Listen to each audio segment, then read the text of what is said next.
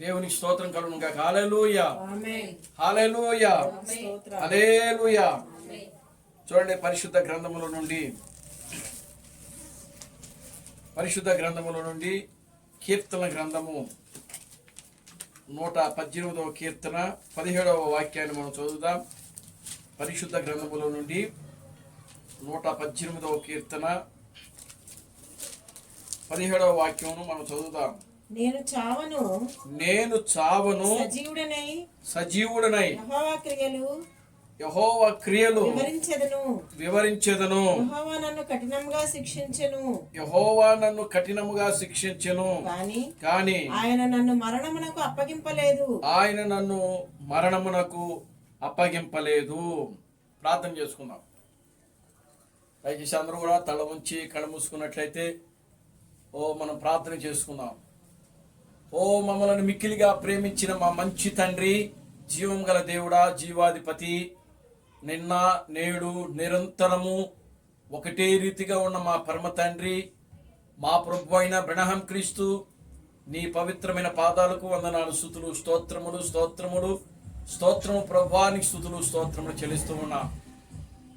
నాయనా, నిశ్చయముగా నా తండ్రి, ఇప్పటి వరకు కూడా ఈ యొక్క ఆరాధన కార్యక్రమం అంతటిని ప్రభువా ఆది నుంచి అంతం వరకు క్రమముగాను మర్యాదగాను నీ నామమునకు మహిమకరముగా నా తండ్రి మీరు జరిగిస్తున్నందుకే మీకు వందనాలు, స్తుతులు, స్తోత్రములు చెల్లిస్తున్నాం ప్రభువా.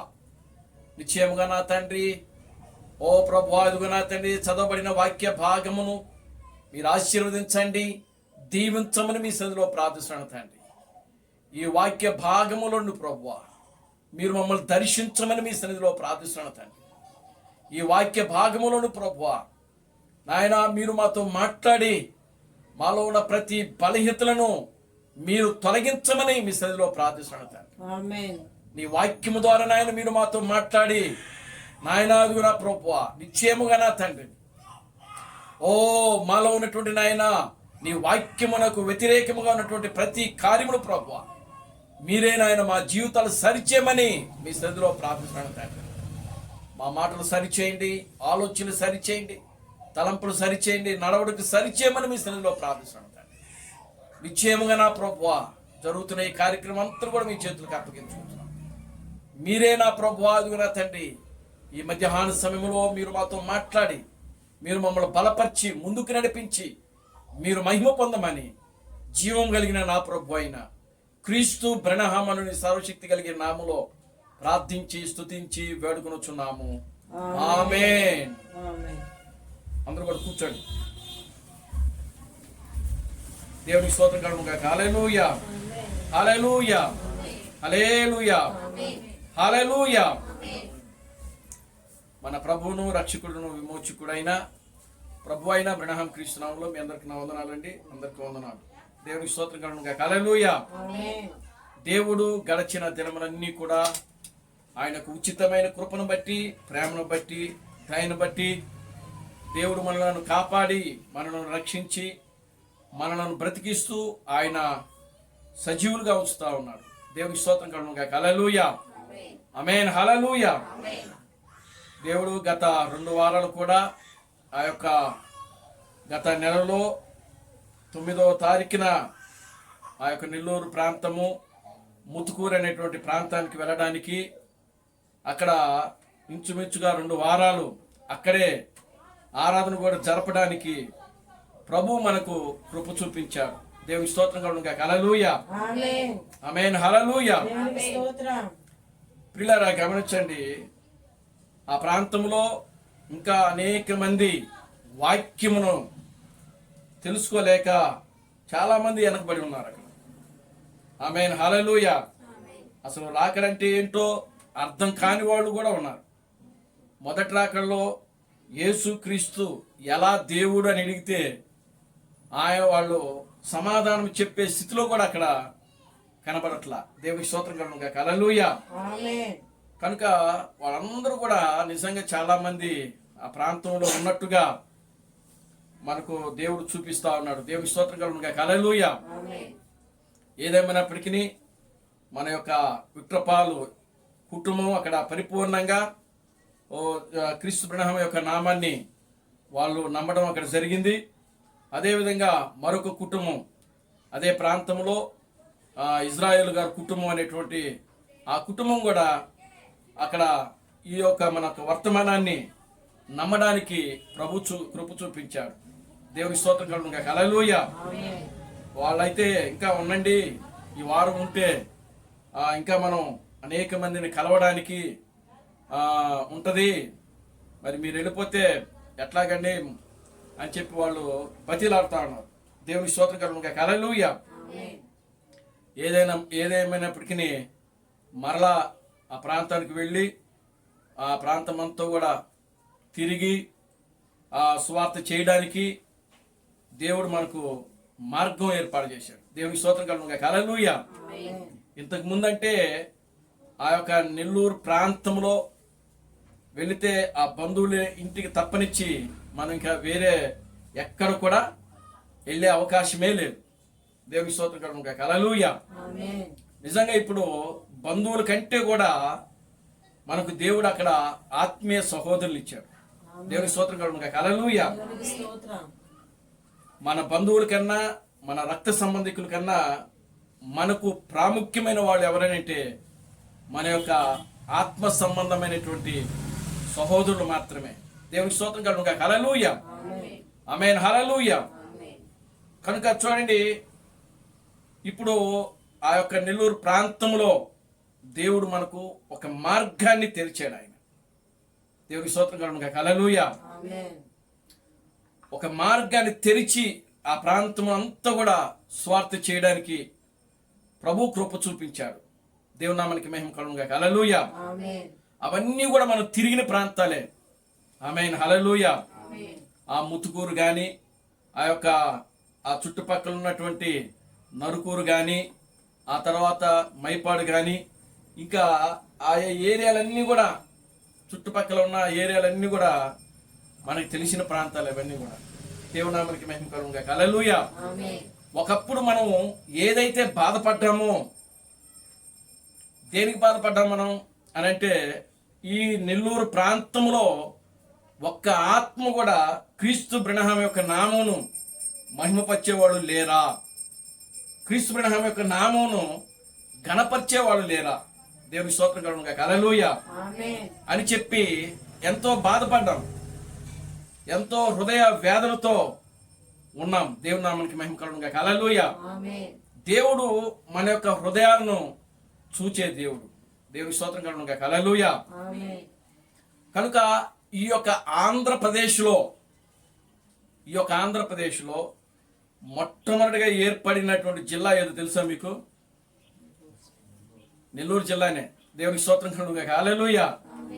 ఎప్పుడు 1779లో ప్రియులారా ఈ యొక్క నెల్లూరు ప్రాంతం ఏర్పడింది.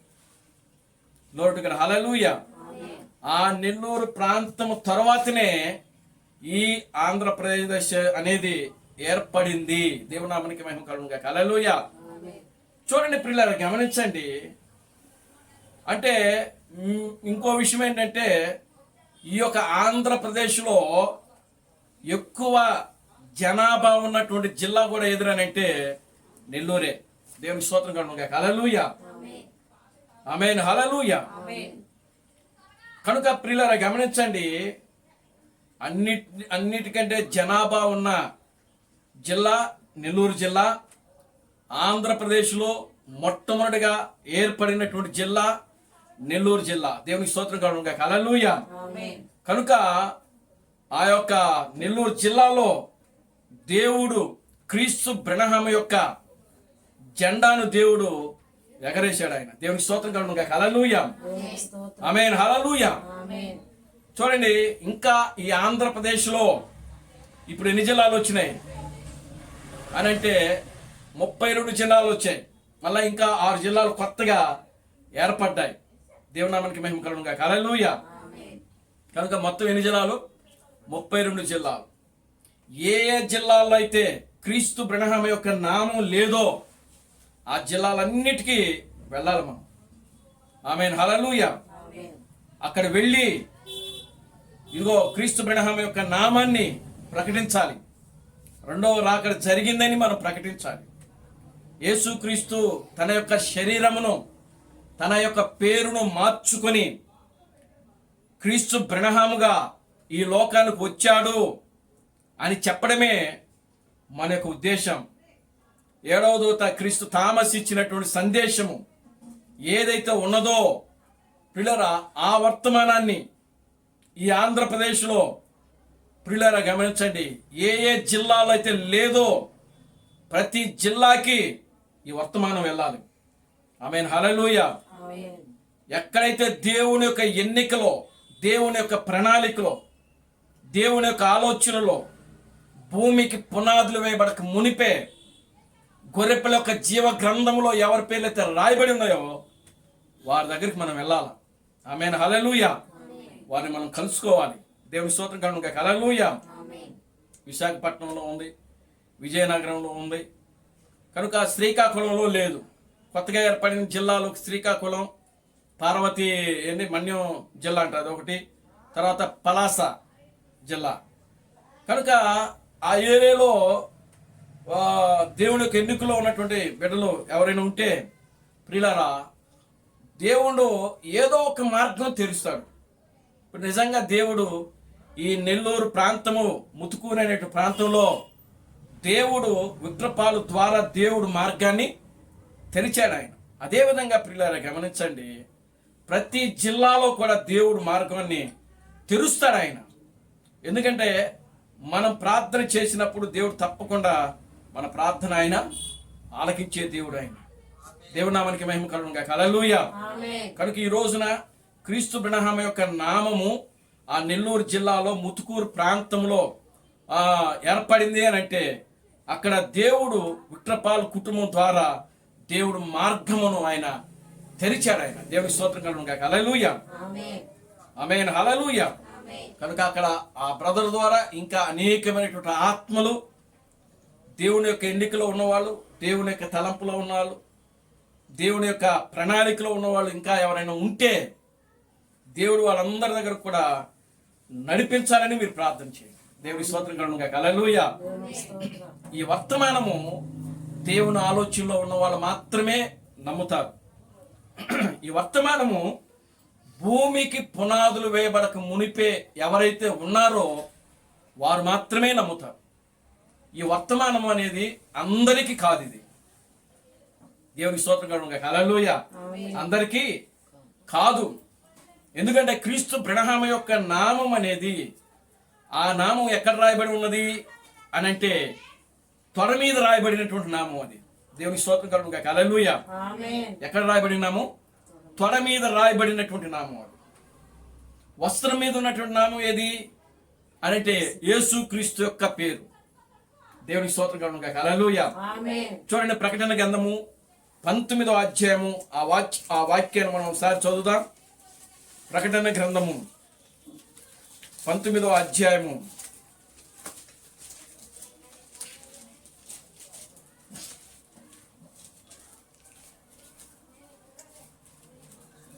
ప్రకటన 19వ అధ్యాయం తీసారా?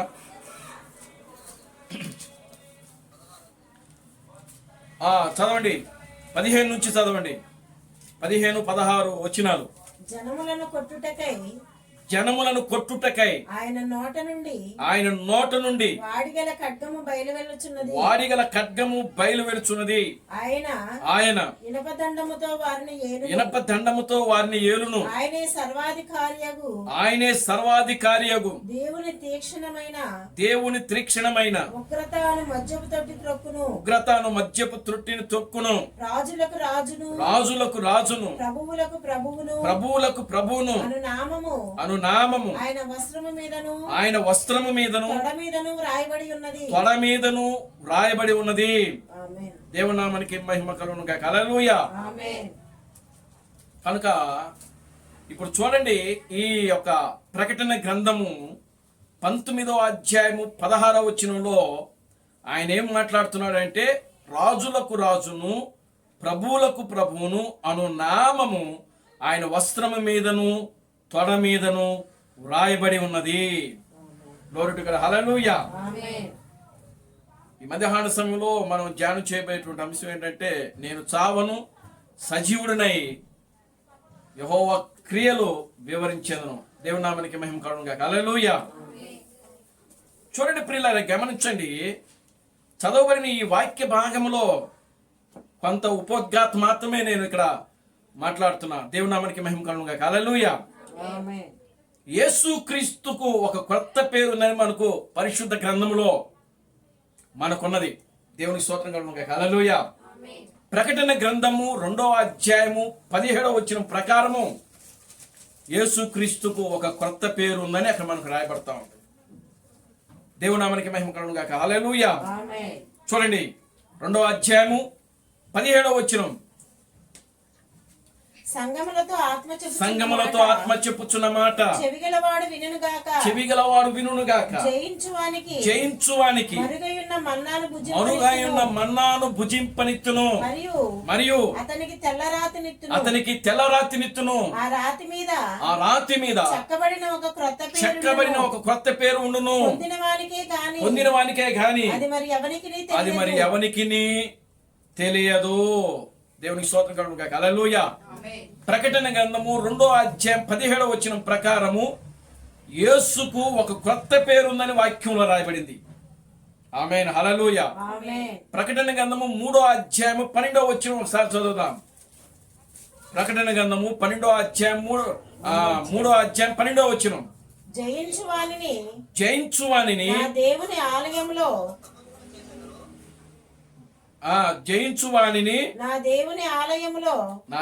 ఆలయములో ఒక స్తంభముగా చేసేదను. అందులో నుండి వాడు ఇక మీదట ఎన్నటికిని వెలుపలికి పోడు. మరియు నా దేవుని పేరును పరలోకములో నుండి నా దేవుని యొద్ద నుండి దిగివచ్చుచున్న నూతనమైన యెరూషలేమును నా దేవుని పట్టణపు పేరును నా క్రొత్త పేరును వాని మీద వ్రాసెదను. Glory to God. హల్లెలూయా. ఆమేన్.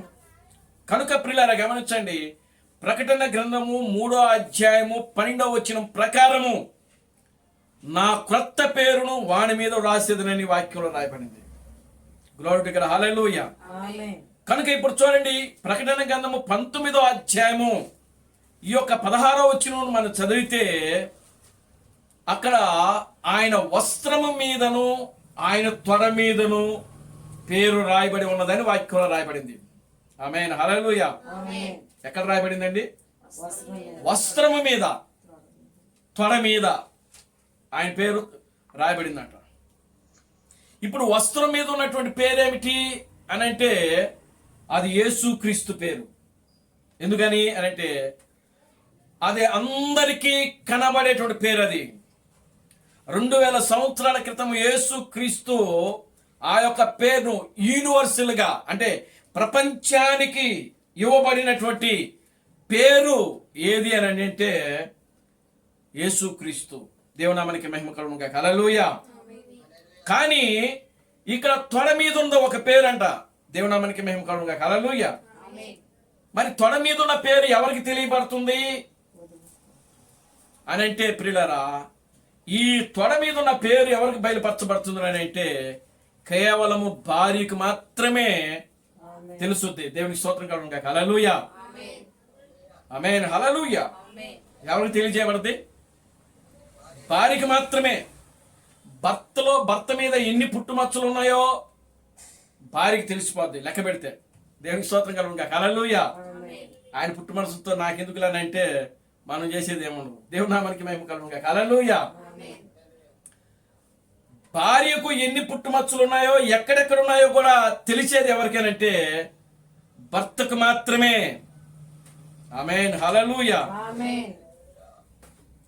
కనుక ఇప్పుడు చూడండి, భర్త త్వర మీద ఉన్నటువంటి ఆ యొక్క పేరు ఏదైతే ఉన్నదో అది ఎవరికి తెలియజేయబడుతుంది అని అంటే కేవలము ఆయన భార్యకు మాత్రమే.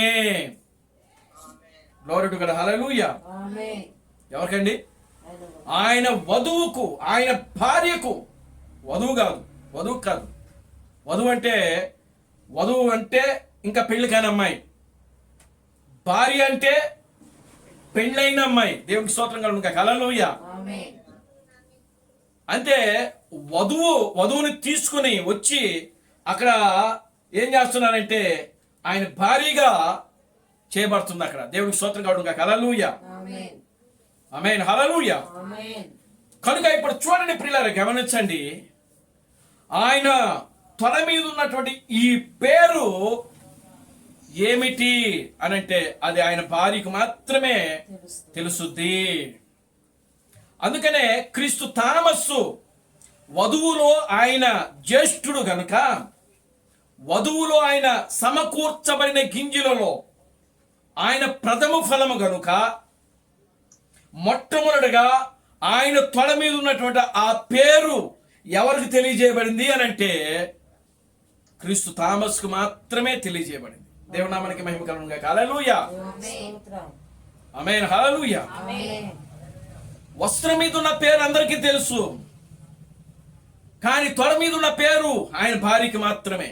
ఆమేన్. కనుక క్రీస్తు తామస్సు వధువులోను ఆ యొక్క సమకూర్చబడినటువంటి గింజలలో ఆయన ప్రథమ ఫలముగా ఉన్నాడు కాబట్టి వెళ్ళి ఆయన తొడ మీద ఉన్నటువంటి పేరును ఆయన చూచి, ప్రియులారా గమనించండి, ఆ పేరును వధువులో ఇంకా సభ్యులుగా ఎంతమంది అయితే ఉన్నారో వారికి ఆయన ఏం చేసినాడంటే ప్రకటించాడు. దేవునికి స్తోత్రం కలుగును గాక. హల్లెలూయా. ఆమేన్. కనుక ఇప్పుడు ఆయన భార్యగా, ఆయన వధువుగా, ఆయన భార్య యొక్క లిస్టులో భూమికి పునాదులు వేయబడక మునిపే దేవుడు ఎవరైతే ఎన్నుకున్నారో వారు మాత్రమే ఆ తొడ మీద ఉన్న పేరును చూడగలుగుతారు. ఆమేన్. మిగతా వాళ్ళు మాత్రము చూసే అవకాశమే లేదు ఇక్కడ. దేవుని స్తోత్రం కలుగును గాక. హల్లెలూయా. ఆమేన్. కనుక ప్రియులారా గమనించేది, ఇది కేవలము వధువు యొక్క వర్తమానము మాత్రమే. ఆమేన్. ఆయన భార్యను ఆయన బలవంతురాలుగా చేయడానికి, ఆమేన్. ఆయన భార్యను ఆయన శక్తివంతురాలుగా చేయడానికి ప్రియులారా ఆయన ముందుగా ఆయన ఏం చేస్తున్నాడంటే ఇదిగో ఆ యొక్క సందేశాన్ని పంపిస్తా ఉన్నాడు ఆయన. దేవునామానికి మహిమ కలుగును గాక. హల్లెలూయా. ఆమేన్. Glory to God. హల్లెలూయా. కనుక ప్రియమైన దేవుని బిడ్డలారా, ఆయన యొక్క వస్త్రం మీదను తొడ మీదను రాయబడినటువంటి ఈ పేరు ఏమిటి అని అంటే, వస్త్రం మీద ఉన్నదేమో ప్రభు అయిన యేసు క్రీస్తు అయితే తొడ మీద ఉన్న పేరు ప్రభు అయిన క్రీస్తు బ్రహ్మము. ఆమేన్.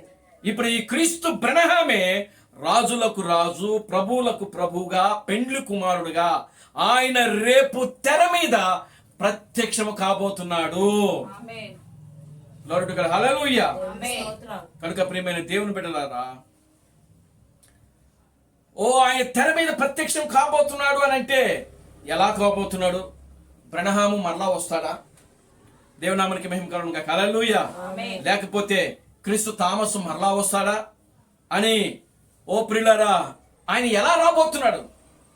ఈ వాక్యమును దేవుడు ఎలా చరిత్రలో రుజువు చేయబోతున్నాడు అనేది మనకు కావాలి. ఆయన చరిత్రలో ఉన్న దేవుడని ప్రభు అయిన క్రీస్తు బ్రహ్మము ఆల్రెడీ ఒక వర్తమానం ఇచ్చాడు ఆయన. దేవునికి స్తోత్రం కలుగును గాక. హల్లెలూయా. ఆమేన్. ఆయన ఎవరంట? చరిత్రలో ఉన్న దేవుడు అంట ఆయన. ఆమేన్. హల్లెలూయా. ఆమేన్. చరిత్ర అంటే జరిగిపోయిన కాలము. ఆమేన్. హల్లెలూయా. ఆమేన్. కనుక ఆయన చరిత్రలో నుండి పైకి లేపనండి అని వర్తమానం ఇస్తున్నాడు ఆయన. కనుక ప్రియులారా గమనించండి, ఇప్పుడు అదే చరిత్రలో ఉన్న దేవుడు ఈరోజు మనం పైకి లేపబోతున్నాం మరలా అదే దేవుణ్ణి. దేవునికి స్తోత్రం. Glory to God. హల్లెలూయా. ఆమేన్. అదే దేవుణ్ణి ఆ యొక్క ఆదిమ అపోస్తులు ఏ విధంగా అయితే ప్రియులారా గమనించండి, ఆ యొక్క చరిత్రలో ఉన్న దేవుణ్ణి వాళ్ళు ఏ విధంగా అయితే పైకెత్తి చూపించారో అదే దేవుడిని మనము మరలా ఒక కొత్త పేరులో ఈ ప్రపంచానికి మనం ఏం చేయబోతున్నాం అంటే ఆయనను పైకెత్తి చూపించబోతున్నాం. ఆమేన్. దేవునామానికి మహిమ కలుగును గాక. హల్లెలూయా. ఆమేన్. అది మన ద్వారా జరిగే కార్యం అది. ఆమేన్. క్రీస్తు బ్రహ్మ వచ్చి మళ్ళా చేస్తాడు, లేకపోతే క్రీస్తు థామస్ వచ్చి మరలా ఆ కార్యాలు చేస్తాడంటే ప్రియులారా, అవి జరిగే కార్యాలు కాదు. కానీ ప్రజెంట్ మనము ఇప్పుడు సజీవులుగా ఉన్నాం మనం. ఆమేన్, హల్లెలూయా. ఆమేన్. అందుకనే దావీదు ఏమంటున్నాడంటే ఇక్కడ, ఇప్పుడు చూద్దాం మనం వాక్యంలోకి మనం వెళ్దాం. దేవుని నామమునకు మహిమ కలుగును గాక. హల్లెలూయా. ఆమేన్. చూడండి ఆ కీర్తనలో, నేను చావను, సజీవుడనై నేను సజీవుడనై బ్రహ్మ క్రియలు వివరించు, బ్రహ్మ క్రియలు వివరించేదను. బ్రహ్మను కఠినముగా శిక్షించిన గాని ఆయన నన్ను మరణమునకు అప్పగించలేదు. నోరుడు కదా. హల్లెలూయా. ఆమేన్. కనుక ప్రియులారా గమనించండి, దావీదు ఆయన ఆల్రెడీ నాకు మరణము లేదు, నాకు చావులే లేదు. దేవునికి స్తోత్రం కలుగును గాక. హల్లెలూయా. ఆమేన్. నేను మరణించను అని చెప్తున్నాడు ఆయన. ఏమండి? దేవునికి స్తోత్రం కలుగును గాక. హల్లెలూయా. నేను మరణించను, నాకు చావు లేదు. దేవుడు నన్ను కఠినముగా శిక్షించిన గాని నన్ను మరణమునకు అప్పగించలేదు అని బోధిస్తున్నాడు ఇక్కడ. దేవునికి స్తోత్రం కలుగును గాక. హల్లెలూయా. కనుక ఆయన ఏమంటున్నాడంటే, నేను యెహోవా క్రియలు వివరించేదను. Glory to God. హల్లెలూయా. ఆమేన్. కనుక ఇప్పుడు చూడండి, దేవుని యొక్క క్రియలు వివరించాలి అని అంటే భూమి మీద ఎవరు ఉండాలండి? ఎవరుండాలి? సజీవులు ఉండాలి. దేవునికి స్తోత్రం చెప్పండి. హల్లెలూయా. ఆమేన్. ఎవరు ఉండాలి? సజీవులు ఉండాలి. సజీవులు మాత్రమే ఆయన క్రియలను వివరిస్తారు. అందుకనే ప్రియులారా గమనించండి, మరొక దగ్గర దావీదు ఏమంటాడంటే మృతులు నిన్ను స్తుతించలేరు కదా, సజీవులే కదా నిన్ను స్తుతించెదరు. దేవునామానికి మహిమ కలుగును గాక. హల్లెలూయా. ఆమేన్. మృతులు పాతాళ లోకము అంటే మృతులుండే లోకమేది? పాతాళము. ఓ పాతాళములో నీకు మహిమ రాదు, పాతాళము వల్ల నీకు ఘనత రాదు, మరణించుట వల్ల నీ నామమునకు మహిమ పడదు. దేవునామానికి మహిమ కలుగును గాక. హల్లెలూయా. ఆమేన్. కనుక ఒకవేళ నేను పాతాళమునకు దిగిపోయిన ఎడల నీ నామము మహిమపరచబడదేమో. దేవునామానికి మహిమ కలుగును గాక. హల్లెలూయా. ఒకవేళ నేను మరణిస్తే నా మరణము ద్వారా నేను నిన్ను స్తుతించలేను, నీ కార్యములను వివరించలేను, నిన్ను ఘనపరచలేను, నీ నామమును మహిమపరచలేను నేను అని చెప్పి ఇక్కడ దావీదు ప్రియులారా గమనించండి, ఆయన పలుకుతా ఉన్నాడు అక్కడ. దేవునామానికి మహిమ కలుగును గాక. హల్లెలూయా. అందుకని ఆయన ఏమంటాడు? మన్ను నిన్ను స్తుతించునా. సజీవులే కదా నిన్ను స్తుతించెదరు. Glory to God. హల్లెలూయా. ఎవరు స్తుతిస్తారంటే ప్రభువుని? సజీవులు. అందుకనే మరొక దగ్గర సజీవులు ఉన్న దేశములనే నీవు నన్ను నడిపించేదవు. దేవునామానికి మహిమ కలుగును గాక. హల్లెలూయా. ఎక్కడ ఉంటామంట మనం? సజీవులు ఉన్న దేశములో. కనుక ఇప్పుడు దావీదు ఇక్కడ ఏం పలుకుతున్నాడు అని అంటే, నేను చావను, ఇదిగో యెహోవా క్రియలు నేను వివరించేదను. కనుక దేవుడు నన్ను కఠినముగా శిక్షించిన గాని మరణమునకు అప్పగించలేదు. దేవునామానికి మహిమ కలుగును గాక. హల్లెలూయా. కనుక దేవుని యొక్క గుణ లక్షణాలన్నీ కూడా, దేవుని యొక్క కార్యములు ఇక్కడ దావీదు ఏం చేస్తున్నాడంటే వివరిస్తున్నాడు. ఆమేన్. హల్లెలూయా. Glory to God. హల్లెలూయా. ఆయన చేసిన ప్రతి కార్యములు కూడా చూడండి. మొదటి నుంచి మనం ఆ యొక్క అధ్యాయాన్ని మనం ఒకసారి చూద్దాం. యెహోవా దయాళుడు, ఆయన కృప నిరంతరము నిలుచును, ఆయనకు కృతజ్ఞతాస్తుతులు చెల్లించుడి. ఆయన కృప నిరంతరము నిలుచునని ఇశ్రాయేలీయులు అందరూ కాక. చూడండి ప్రియులారా గమనించండి, దావీదు ఇక్కడ ఆయన కృపను గూర్చియు ఆయన జ్ఞానమును గూర్చియు ప్రియులారా గమనించండి, ఆయన చేస్తున్నటువంటి మేలును గూర్చియు ఆయన చేస్తున్నటువంటి ఉపకారముల గురించి ఇక్కడ దావీదు ఏం చేస్తున్నాడంటే వివరిస్తున్నాడు. దేవునికి స్తోత్రం కలుగును గాక. హల్లెలూయా, ఆమేన్, హల్లెలూయా. ఎందుకంటే ప్రియమైన దేవుని బిడ్డలారా గమనించండి, దావీదు అనేకమైనటువంటి శ్రమలలో, శోధనలలో, ఇరుకులలో, ఇబ్బందుల్లో ఉన్నాడు. దావీదు చూడండి, రాజ్యమునకు రాజుగా కాకముందు తరం పడతానే ఉన్నాడు. దావీదు రాజు అయిన తర్వాత కూడా ఆయన ఏం చేయబడుతున్నాడంటే తరం పడతానే ఉన్నాడు. దావీదు రాజు కాకముందు సౌలు చేత తరం పడ్డాడు. దావీదు రాజు అయిన తర్వాత తన కుమారుడైనటువంటి అబషలోము ద్వారా తరం పడతా ఉన్నాడు. దేవుని నామానికి మహిమ కలుగును గాక. హల్లెలూయా. అంటే చూడండి ప్రియులారా గమనించండి, ఇక్కడ దావీదు శ్రమలలో ఉన్నాడు, దావీదు శోధనలో ఉన్నాడు, దావీదు కష్టకాలంలో ఉన్నాడు. దావీదు ఆయన చుట్టుపక్కల కూడా శత్రువులు ఎలా ఉన్నారంటే, ఓ ప్రియులారా గమనించండి, ఇమిడిపోతా ఉన్నారు శత్రువులు. దేవుని నామానికి మహిమ కలుగును గాక. హల్లెలూయా. అటువంటి సమయంలో ప్రియులారా ఆయన పలుకుతున్న మాట ఏంటంటే, ఇదిగో నేను మరణించను, నేను చావను, ఓ నేను యెహోవా క్రియలు వివరించెదను, నేను సజీవుడునై, నేను చావను, సజీవుడునై యెహోవా క్రియలు వివరించెదను. లోటు ఇక్కడ హల్లెలూయా. కానీ ఈ మాట ప్రియులారా గమనించండి, ఓ దావీదు ప్రియులారా గమనించండి, ఆయన జీవితంలో దేవుడు దావీదును ఒక ఉన్నతమైన స్థితిలోకి తీసుకుని వెళ్ళిపోయాడు. దావీదు తర్వాత ఓ ప్రియులారా గమనించండి, ఆయన యొక్క కుమారుడు సొలొమోను రాజు అయ్యాడు. ఆ సొలొమోను రాజు అయిన తర్వాత సొలొమోనుతో దావీదు ఏమంటున్నాడంటే, ఇదిగో లోకులందరూ వెళ్ళే మార్గంలో నేను కూడా వెళ్ళుచున్నాను. అంటే దావీదు ప్రియులారా గమనించండి, ఇక్కడ ప్రియులారా ఏ మరణం గురించి చెప్తున్నారు? ఈ లోకములో ఒక మానవునికి ప్రియులారా 2 మరణాలు ఉన్నాయి. ఒక మానవునికి ఎన్ని మరణాలు ఉన్నాయి? 2. శరీర సంబంధమైన మరణం ఉంది, రెండవది ఆత్మ సంబంధమైన మరణం ఉంటుంది. దేవుని స్తోత్రం కలుగును గాక. హల్లెలూయా. కనుక ఇప్పుడు దావీదు ఇక్కడ ఏ మరణం గురించి మాట్లాడుతున్నాడంటే, తన యొక్క ఆత్మ సంబంధమైన మరణం గురించి మాట్లాడుతూ ఉన్నాడు ఆయన. అందుకనే ఆయన ఏమంటున్నాడంటే, చూడండి, ఆ యొక్క పౌలు మాట్లాడుతున్నాడు, మనమందరము కూడా నిద్రించము గాని అని అంటాడు అక్కడ. లోటు గారు హల్లెలూయా. ఏమంటున్నాడండి పౌలు ఏం మాట్లాడుతున్నాడు? ఏం మాట్లాడుతున్నాడు ఆయన?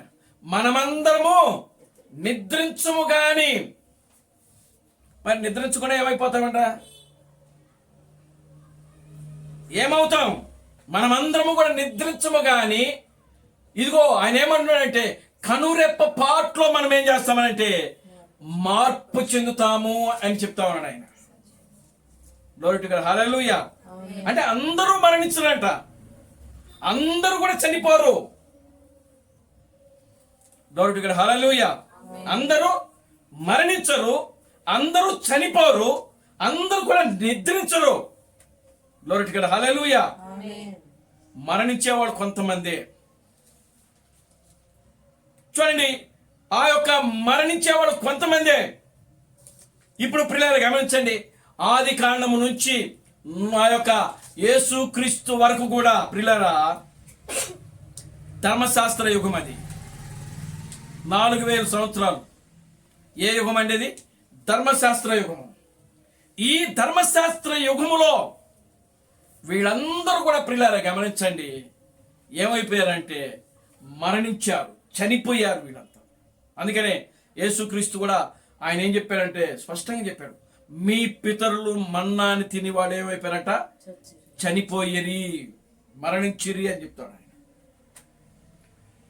కనుక ప్రియులారా గమనించండి, నోవాహు కాలము నుంచి కూడా, లేదా మోషే కాలము కానీ, లేదా అబ్రహాము యొక్క కాలము కానీ, లేదా ప్రవక్తుల యొక్క కాలములో కానీ, వీళ్ళు ఉన్నటువంటి ఈ యొక్క ధర్మశాస్త్ర యొక్క యుగములో 4000 సంవత్సరముల వరకు కూడా ప్రియులారా వాళ్ళని ఏమి వెంటాడిందంటే మరణము వెంటాడు.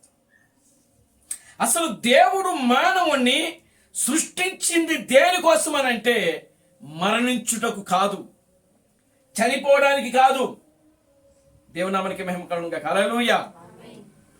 చనిపోవడానికి దేవుడు మానవుణ్ణి సృష్టించలేదు.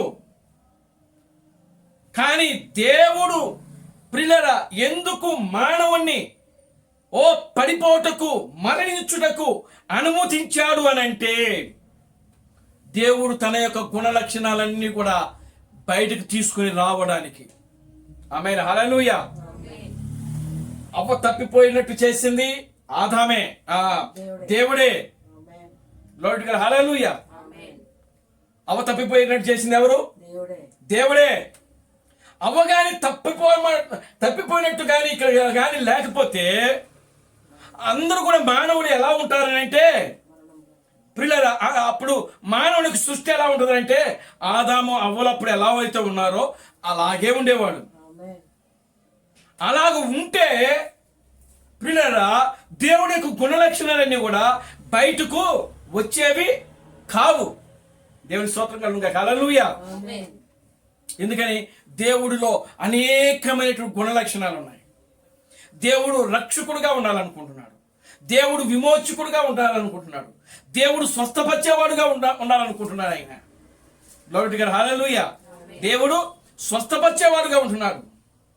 కనుక ఈ గుణలక్షణాలన్నీ కూడా దేవునిలో ఉన్నటువంటి గుణలక్షణాలు, దైవత్వములో ఉన్నటువంటి ప్రణాళిక అంతా కూడా దేవుడు బయటికి తీసుకుని రావడానికే ఇక్కడ దేవుడు ఏం చేస్తున్నాడంటే అవ్వను తప్పిపోయేటట్టుగా చేశాడు. Glory to God. హల్లెలూయా. అవ్వ పడిపోయిందంటే ఇంకా ఆటోమేటిక్గా ఆదాము కూడా పడిపోతాడు అనమాట. ఆమేన్. హల్లెలూయా.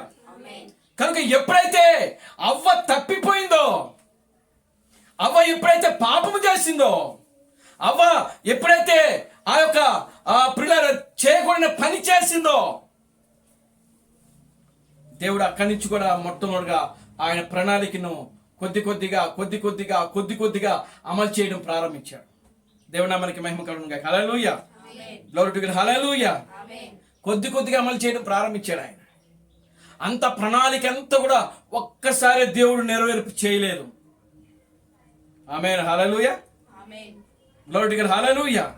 ఒక్కసారిగా దేవుడు తన ప్రణాళిక అంతా కూడా ఆయన అమలు చేయలేదు. కానీ దేవుడు తన ప్రణాళికను ఆయన ఏం చేస్తున్నాడంటే ఇదిగో కొద్దిగా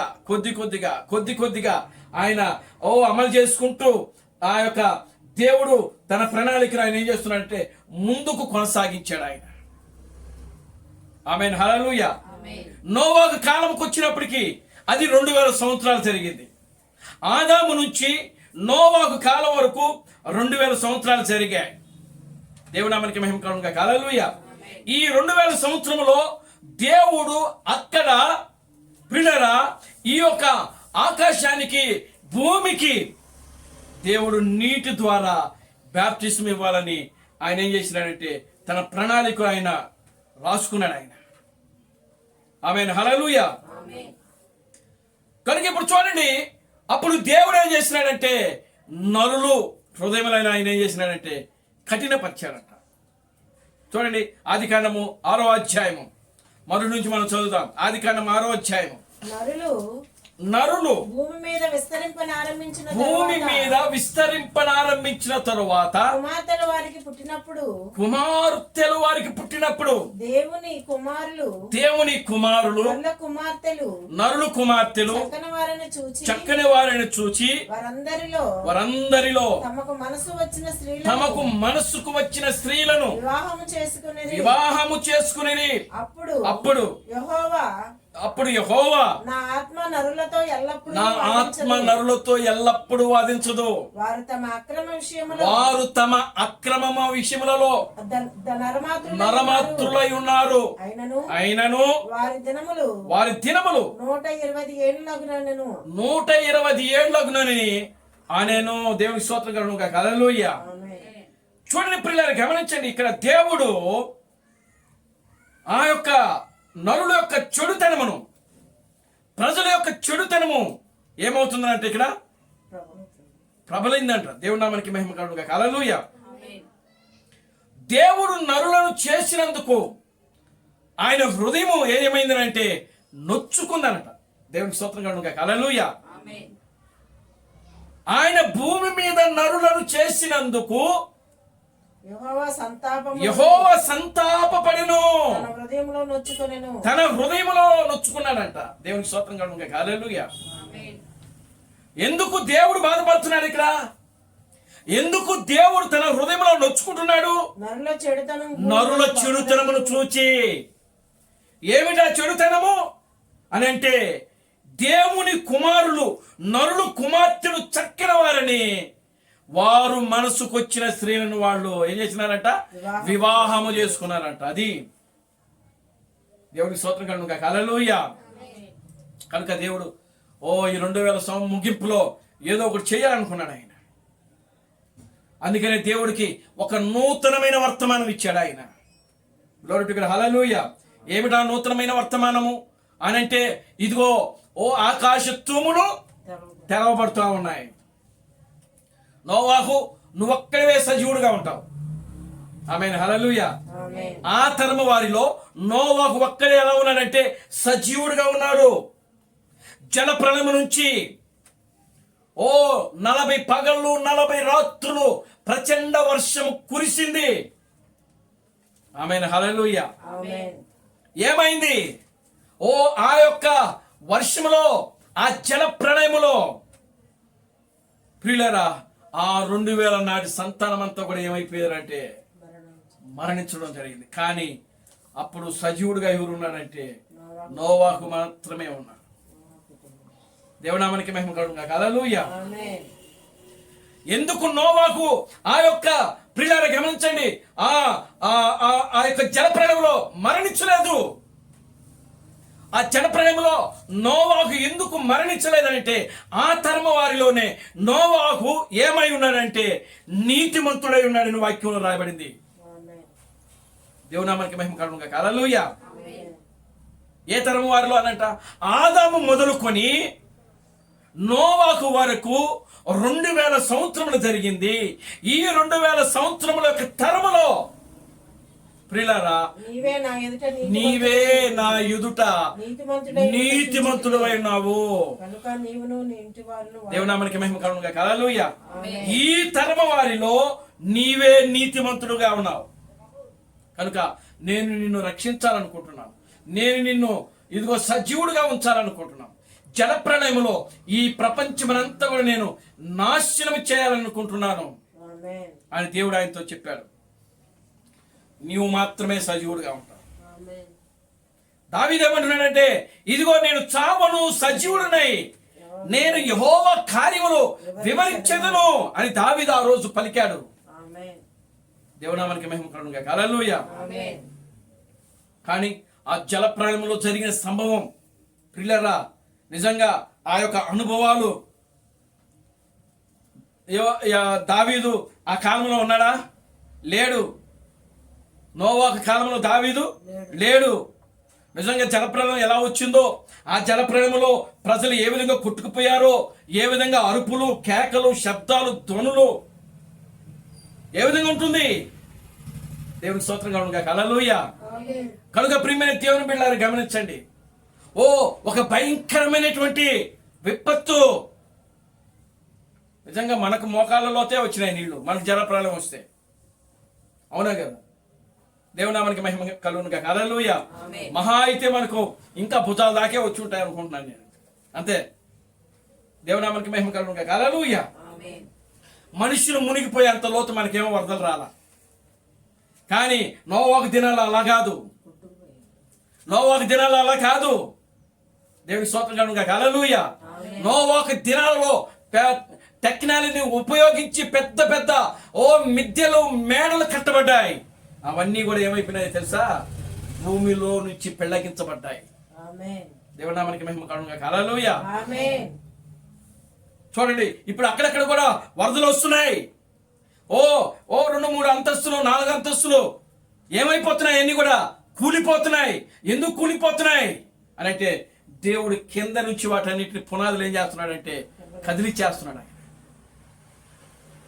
దేవుడు ఒక పక్క నుంచి జలప్రళయం చేత ఏం చేస్తున్నాడంటే మరలా ఈ ప్రపంచానికి ఆయన ఏం చేస్తున్నాడంటే నాశనం తీసుకొని వస్తా ఉన్నాడు ఆయన. దేవుడు నామానికి మహిమ కలుగును గాక. హల్లెలూయా. చూడండి ప్రియులారా, దేవుడు ఆ కాలంలో నోవాకు ఒక్కడు మాత్రమే జీవించాలని ఆయన రాసుకున్నాడు కాబట్టి నోవాకు ఒక్కనే ఆయన బ్రతికించాడు. ఆయన ఏమైనా చేయగలడు. దేవుని స్తోత్రం కలుగును గాక. హల్లెలూయా. దేవుడు ఏమైనా చేయగలడు. కనుక చూడండి, నోవా కాలంలో ఇంచుమించు ఎన్ని వేల ప్రపంచం ఉంటుంది అని అంటే ప్రియులారా గమనించండి, వాళ్ళు రక్షించబడిన వాళ్ళు ఎంతమంది అంటే 8 మంది. నోవాకు తప్పనిచ్చి మిగతా వాళ్ళు ఎంతమంది అంటే ఎంతమంది అండి? 7 మాత్రమే. దేవుని స్తోత్రం కలుగును గాక. హల్లెలూయా. ఒకవేళ నేను అనుకుంటున్నాను ఎందుకు 7 రక్షించబడ్డారు అని అంటే, ఆ కాలంలో బహుశా నోవాకు కాలంలో ఒక 7 లక్షల మిలియన్లు మాత్రమే జనం ఉన్నారేమో. ఎందుకంటే క్రీస్తు బ్రహ్మము ఆయన ఒక వర్తమానం ఇచ్చాడు. ఏమిటా వర్తమానం ఏంటంటే 10 లక్షలకి ఒకరు. ఎంతమంది అంట? 10 లక్షలకి ఒక్కరు మాత్రమే రక్షించబడ్డారంట. ఆయన ఏ వాక్యము యొక్క ఆధారమును బట్టి మాట్లాడాడు అని అంటే ప్రియులారా గమనించండి, ఆ యొక్క ఐగుప్తు నుంచి ఇశ్రాయేలీయులు బయటకు వచ్చినప్పుడు, ఆ ఐగుప్తు నుంచి ఇశ్రాయేలు బయటకు వచ్చిన జనాంగం ఎంత అంటే 20 లక్షల జనం. ఎంతమంది అండి?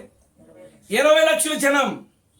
ఆ 20 లక్షల జనానికి ప్రియులరా ఆ ఐగుప్తుల నుండి కాలి బలము చేత ప్రయాణం వచ్చిన వారు 20 లక్షల మంది. ఆ 20 లక్షల్లో ప్రియులరా వెళ్ళింది ఎంతమంది అంటే 2 మాత్రమే. అంటే ఐగుప్తు నుంచి బయలుదేరి వారిలో, ఐగుప్తు నుండి బయలుదేరిన వారిలో, ఆ బయలుదేరిన వారిలో ఎంతమంది లేరు? 2 కానాను చేరుకున్నారు. అంటే 10 లక్షలకి ఒకరు అని చెప్పాడు ఆయన. దేవునామానికి మహిమ కలుగును గాక. హల్లెలూయా. 10 లక్షలకి ఒకరు అంటే ఆ ఐగుప్తు నుండి బయలుదేరింది ఎంతమంది అంటే 20 లక్షల మంది. ఆ 20 లక్షలకి ఎంతమంది చేరారంటే 2 మాత్రమే. వారు యెహోషువ, కాలేబు. దేవునామానికి మహిమ కలుగును గాక. హల్లెలూయా.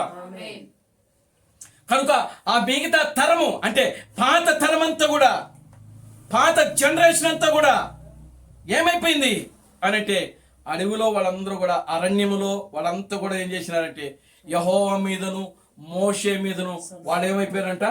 సనుక్కున్నారంట. యెహోవా మీదను మోషే మీదను వాళ్ళు ఏం చేశారంట? సనుగుకొనిరి, గొనిగిరి. దేవునామానికి మహిమ కలుగును గాక. హల్లెలూయా.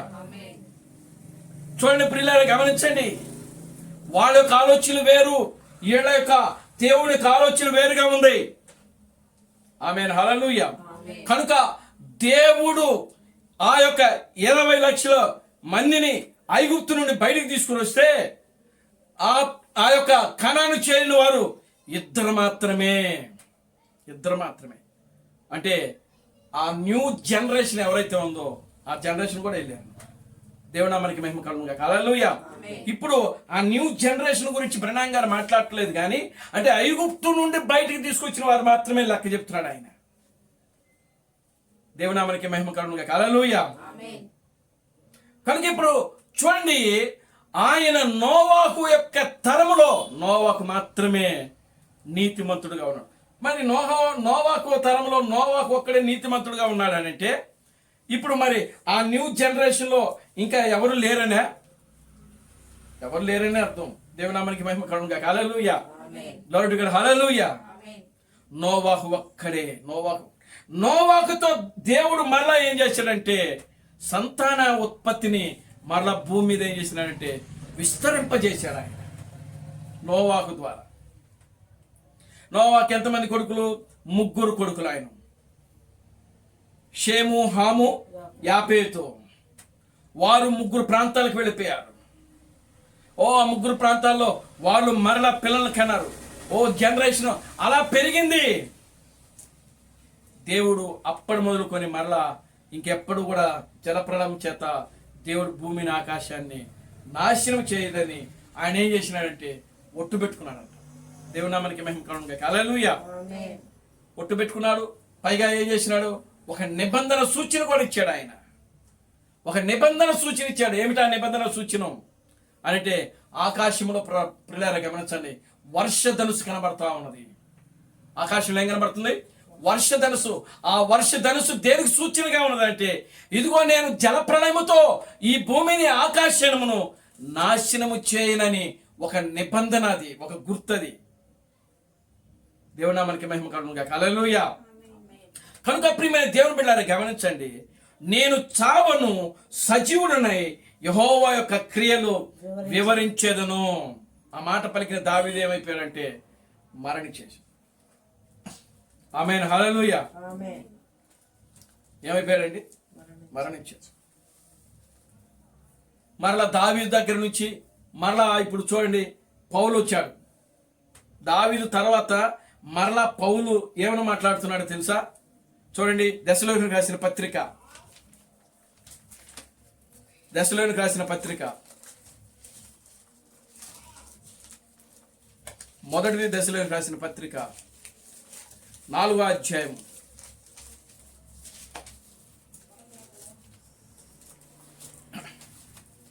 16వ వచనం ఉంది. ఆర్భాటముతోను 4వ అధ్యాయము 16వ వచనం ఉంది. ఆర్భాటముతోను 11 నుంచి అలాగుననే మాసిదోనియా ఎందంతటా 4వ అధ్యాయము చూడండి 13వ వచనం నుండి, సహోదరులారా నిరీక్షణ లేని ఇతరుల వలె మీరు దుఃఖపడకుండు నిమిత్తము నిద్రించుచున్న వారి గురించి మీకు తెలియకుండా మాకు ఇష్టము లేదు. యేసు మృతి పొంది తిరిగి లేచినని మనము నమ్మిన ఎడల అదే ప్రకారము యేసునందు నిద్రించిన వారును దేవుడు ఆయనతో కూడా వెంట పెట్టుకుని వచ్చును. మేము ప్రభు మాటను బట్టి మీతో చెప్పినదేమనగా, ప్రభు రాకడ వరకు సజీవులమై నిలిచి మనము నిద్రించిన వారి కంటే ముందుగా ఆయన సన్నిధి చేరము. ఆర్భాటముతోను ప్రధాన దూత శబ్దముతోను దేవుని బోరతోను పరలోకము నుండి ప్రభు దిగి వచ్చును. క్రీస్తునందు మృతులైన వారు మొదట లేతురు. ఆ మీదట సజీవులమై నిలిచియుండు మనము వారితో కూడా ఏకముగా ప్రభువుని ఎదుర్కొనుటకు ఆకాశ మండలమునకు మేఘముల మీద కొనిపోబడుదుము. కాగా మనము సదాకాలము ప్రభువుతో కూడా ఉందుము. చాలండి, దేవునికి స్తోత్రం కలుగును గాక. హల్లెలూయా. పౌలు ఇక్కడ ఏమని మాట్లాడుతున్నాడనంటే, చూడండి, ఆ మీదట సజీవులమై నిలిచియుండు మనము వారితో కూడా ఏకముగా ప్రభువును ఎదుర్కొనుటకు ఆకాశ మండలమునకును మేఘముల మీదకును కొనిపోబడుదుము. దేవుని నామానికి మహిమ కలుగును గాక. హల్లెలూయా. మరొక దగ్గర ఇదే పౌలు అంటాడు, ఏమంటున్నాడనంటే, మనమందరము కూడా నిద్రించము గాని అని మాట్లాడుతున్నాడు అక్కడ ఆయన. దేవుని నామానికి మహిమ కలుగును గాక. హల్లెలూయా. అంటే మనమందరము కూడా నిద్రించమనంట. అంటే నిద్ర దేనికి సూచనగా ఉన్నది అని అంటే మరణమునకు సూచనగా ఉన్నది. కనుక చూడండి, మనమందరము నిద్రించము. అక్కడ పౌలు కూడా తనతో కలుపుకుంటున్నాడు ఆయన. మనము అందరము నిద్రించము. మొదటి సంఘ కాలం అనేటువంటి ఎఫెసీ కాలంలోనే పౌలు మరణమును గురించి మాట్లాడుతున్నాడు ఆయన. దేవుని నామానికి మహిమ కలుగును గాక. హల్లెలూయా. మనము మరణించము అంటే మరణించే వాళ్ళు ఉన్నారు. అందరము కూడా మరణించము. Glory to God. హల్లెలూయా. అందరూ కూడా మరణించరు. కనుక మరణించిన వారు కూడా ఉన్నారు, మరణించే వాళ్ళు ఉన్నారు, మరణించిన వారు కూడా ఉన్నారు. అంటే సజీవులుగా ఎత్తబడే వాళ్ళు కూడా ఉన్నారు అని పౌలు ఇక్కడ మాట్లాడుతున్నాడు ఆయన. దావీదు కూడా అదే అంటున్నాడు, నేను మరణించును, నేను చావును, సజీవుడు నాకు సావు లేదు, నాకు మరణము లేదు, ఆయన నన్ను నేను సజీవుడినై ఇదిగో యెహోవా యొక్క క్రియలు వివరించేదను. పౌలు కూడా అదే మాట్లాడుతున్నాడు ఇక్కడ. మనమందరము మరణించము, కానీ మరణించే వాళ్ళు ఉన్నారు. దేవునామానికి మహిమ కలుగును గాక. హల్లెలూయా. ఎవరు మరణిస్తున్నారు అంటే ప్రియులారా గమనించండి. ఆ కాలంలో ఆ వర్తమానాన్ని ఎవరైతే తృణీకరిస్తున్నారో వారు ప్రియులారా నిజమైనటువంటి దేవుని యొక్క వాక్యమునకు వాళ్ళు దూరం అయిపోతున్నారు. దేవునామానికి మహిమ కలుగును గాక. హల్లెలూయా. కానీ చూడండి, పౌలు చెప్పినటువంటి ఈ మాటలో ఎంతో ప్రియులారా గూఢార్థం ఉన్నది. అందరూ మరణించరు, అందరూ మరణించరు. దేవుని స్తోత్రం కలుగును గాక. హల్లెలూయా. అంటే మరణించే వాళ్ళు కొంతమంది ఉన్నారు. పౌలు కాలంలో ప్రియులారా అది గమనించండి, మరణించిన వాడు చాలా మంది ఉన్నారు. కానీ పౌలు ఏమంటున్నాడంటే, నేను ఇదిగో మరణించను, మనము సజీవులమై నిలిచి ఉండు, మనము ఇదిగో వారితో కూడా ఏకం. ఎవరితో కూడా అని అంటే ఇదిగో ఎవరైతే మరణించారో వారు మళ్ళా తిరిగి లేపబడతారు. పునరుద్ధానంలో వారు తిరిగి లేపబడినప్పుడు మనము వారితో ఏమవుతున్నామనంటే ఏకముగా అవుతున్నాం. దేవునామానికి మహిమ కలుగును గాక. హల్లెలూయా. మనము వాళ్ళు కలుసుకున్నప్పుడు, మనము వాళ్ళని చూచినప్పుడు క్రీస్తు థామస్ అంటున్నాడు, ఇదిగో ఆ యొక్క పరిశుద్ధులు ఎప్పుడైతే మనల్ని కలుసుకుంటారో, ఏ పరిశుద్ధులు? మరణించినటువంటి పరిశుద్ధులు. మరణించిన పరిశుద్ధులు వచ్చి ఎవరు కలుసుకోవాలి అనంటే సజీవంగా ఉన్న పరిశుద్ధులు కలుసుకోవాలి. Glory to God. హల్లెలూయా. ఎవరు కలుసుకోవాలి? ఎప్పుడైతే పెండ్లి కుమార్తె ఆ కడపటి బోర అంటే దేవుని బోర ఎప్పుడైతే మ్రోగిస్తుందో, ఆ బోర మ్రోగగానే పెండ్లి కుమార్తె ఆయన భార్య ఎప్పుడైతే బోర మ్రోగిస్తుందో, ఆ బోర మ్రోగగానే కడమ మృతులు తిరిగి లేపబడతారంట. దేవుని నామానికి మహిమ కలుగును గాక. హల్లెలూయా. కడమ మృతులు అంటే చూడండి, కడమ మృతులు అంట. కడమ మృతులు అంటే చివరి మృతులు అని అర్థం. దేవునికి స్తోత్రం కలుగును గాక. హల్లెలూయా. చివరి మృతులు అని అంటే, చివరి మృతులు అంటే ఎవరు అంటే బ్రహ్మ క్రీస్తు నామములో మరణించినోడు. దేవునికి స్తోత్రం కలుగును గాక. హల్లెలూయా. మొట్టమొదటిగా లేపబడేది ఎవరో తెలుసా? మొట్టమొదటి వీళ్ళు కర్మ మృతులు. వీళ్ళు అంటే చివరిగా మృతి చెందిన వాళ్ళు అని అర్థం. కర్మ మృతులు అని అంటే చివరిగా మరణించిన వాళ్ళు అని అర్థం. అంటే మొట్టమొదటి నుంచి మరణానికి ఒక వరుస క్రమం ఉంది. అవునా? దేవుని నామానికి మహిమ కలుగును గాక. హల్లెలూయా. అంటే అది ఎక్కడి నుంచి జరుగుతూ వచ్చింది అంటే మొదటి సంఘ కాలం నుంచి జరుగుతూ వచ్చింది.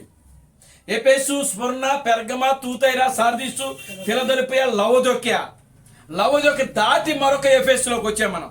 మరొక ఎఫెసులోకి వచ్చిన వారు కూడా ఏమవుతున్నారంటే ఇక్కడ మరణిస్తున్నారు. అంటే క్రీస్తు బ్రహ్మే దేవుడు, క్రీస్తు బ్రహ్మే రాజులకు రాజు, క్రీస్తు బ్రహ్మే ప్రభువులకు ప్రభు అని నమ్మి విశ్వసించే ఆరాధిస్తున్న వాళ్ళు కూడా ఇక్కడ ఏమవుతున్నారంటే మరణిస్తున్నారు. వీళ్ళు ఎవరంటే కడమ మృతులు. దేవునామానికి మహిమ కలుగును గాక. హల్లెలూయా. మొదటి మృతులు ఎవరు అంటే ఎఫెసీలో చనిపోయారు చూసారా వాళ్ళు. కడమ మృతులు అంటే చివరిగా చనిపోయిన వాళ్ళు అని అర్థం. అంటే చివరిగా చనిపోయిన వాళ్ళు అని అంటే అర్థం ఏంటంటే ప్రియులారా మరొక ఎఫెసీలో ఉన్నటువంటి పరిశుద్ధులు. దేవునామానికి మహిమ కలుగును గాక. హల్లెలూయా. ఇప్పుడు ఎప్పుడైతే పెండ్లి కుమార్తె బూర ఊదుతుందో, ఆ యొక్క బూర ఊదినప్పుడు మొట్టమొదటిగా లేచే పరిశుద్ధులు ఎవరు అని అంటే వీళ్ళే. దేవుని స్తోత్రం కలుగును గాక. హల్లెలూయా. Glory to God. హల్లెలూయా. ఎవరు అని అంటే ప్రియులారా కడపూరం మ్రోగినప్పుడు మొదటి పునరుద్ధానములో పాల్గొనిన వారు ధన్యులని వాక్యంలో రాయబడింది ప్రకటన గ్రంథంలో. ఏ పునరుద్ధానంలో పాల్గొనాలంట? మొదటి పునరుద్ధానములో. అంటే మొదటి పునరుద్ధానము అనేది ఏ సంఘకాలంలో జరుగుతుంది అని అంటే మరొక ఎఫెసీలో జరుగుతుంది. Glory to God. హల్లెలూయా. మరొక ఎఫెసీలో ఎందుకు జరుగుతుంది అని అంటే మరొక ఎఫెసీనే ఆ యొక్క తలరాయిని అంటుకొని ఉంది కాబట్టి. దేవుని స్తోత్రం కలుగును గాక. హల్లెలూయా. తలరాయిలో నుంచి పునరుద్ధానపు శక్తి ఎక్కడికి వస్తుందంటే ముందు మరొక ఎఫెసీలోకి వస్తుంది. అప్పుడు ఆ మరొక ఎఫెసీలోకి వచ్చినప్పుడు అక్కడ ఉన్నటువంటి కర్మ మృతులు మొదటి పునరుద్ధానంలో పాల్గొంటున్నారు. వాళ్ళు దేవుని స్తోత్రం చెప్పండి. హల్లెలూయా. కర్మ మృతులు ఎక్కడ దేంట్లో పాల్గొంటున్నారు? వాళ్ళు మొదటి పునరుద్ధానంలో పాల్గొంటున్నారు. దేవుని స్తోత్రం చెప్పండి. హల్లెలూయా. హల్లెలూయా. కనుక ఇప్పుడు ఆ కర్మ మృతులు మొదటి పునరుద్ధానంలో వాళ్ళు లేపబడినప్పుడు వాళ్ళు ధన్యులు అని వాక్యంలో రాయబడింది. ఎందుకంటే ఆ ప్రభు యొక్క శక్తి, ఆ పునరుద్ధానపు శక్తి ఆ తలరాయిలో ఉంది. ఇప్పుడు దేవుని స్తోత్రం కనుక. హల్లెలూయా. తలరాయి అని అంటే ఎవరు అనుకుంటున్నారు అని అంటే సజీవులుగా ఉండే పరిశుద్ధులు. ఆమేన్. హల్లెలూయా. తలరాయి అంటే ఎవరండి? సజీవులుగా ఉండే పరిశుద్ధులు అన్నమాట. అంటే వీళ్ళే కడబోరం రోగిస్తారు. ఎప్పుడైతే వీళ్ళు కడబోరం రోగిస్తారో అప్పుడు పునరుద్ధానపు శక్తి ప్రియులారా ఆ యొక్క మరొక ఎఫెసీలో ఉన్నటువంటి ఆ కర్మ మృతుల్లోకి ప్రవేశిస్తుంది. అప్పుడు వాళ్ళు తిరిగి లేపబడతారు. దేవుని నామానికి మహిమ కలుగును గాక. హల్లెలూయా. మళ్ళా అదే జీవము ఎక్కడికి వెళ్తుంది? లవదోకిలోకి వెళ్తుంది. అదే జీవము లవదోకిలోకి వెళ్తుంది. అప్పుడు లవదోకిలో ఉన్నటువంటి పరిశుద్ధులు తిరిగి లేపబడతారు. తర్వాత లవదోకు నుంచి దేంట్లోకి వెళ్తుంది? ఫిలదెల్ఫియా. దేవుని స్తోత్రం కలుగును గాక. హల్లెలూయా. ఫిలదెల్ఫియా నుంచి సార్దీసులోకి వెళ్తుంది. సార్దీసులో నుంచి తూతైరలోకి వెళ్తుంది. తూతైరలో నుంచి పెర్గములోకి వెళ్తుంది. పెర్గములో నుంచి స్మరణలోకి వెళ్తుంది. స్మరణలో నుంచి ఎఫెసీలోకి వెళ్తుంది. అది వరుసల వారి యొక్క వరుసల క్రమము ప్రకారము వాళ్ళు తిరిగి లేపబడతారని మొదటి కొరింథీయులకు రాసిన పత్రిక 15వ అధ్యాయంలో ప్రియులారా అక్కడ మనకు రాయబడింది. చూడండి, ఆ వాక్యాన్ని మనం చదువుదాం. మొదటి కొరింథీయులకు రాసిన పత్రిక 16వ అధ్యాయం, క్షమించండి 15వ అధ్యాయం.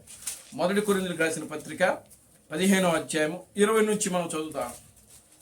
ఇప్పుడైతే నిద్రించిన వారిలో ప్రథమ ఫలముగా క్రీస్తు మృతుల నుండి లేపబడి ఉన్నాడు. మనుషుల ద్వారా మరణము వచ్చెను. మనుషుల ద్వారానే మృతుల పునరుద్ధానం కలిగెను.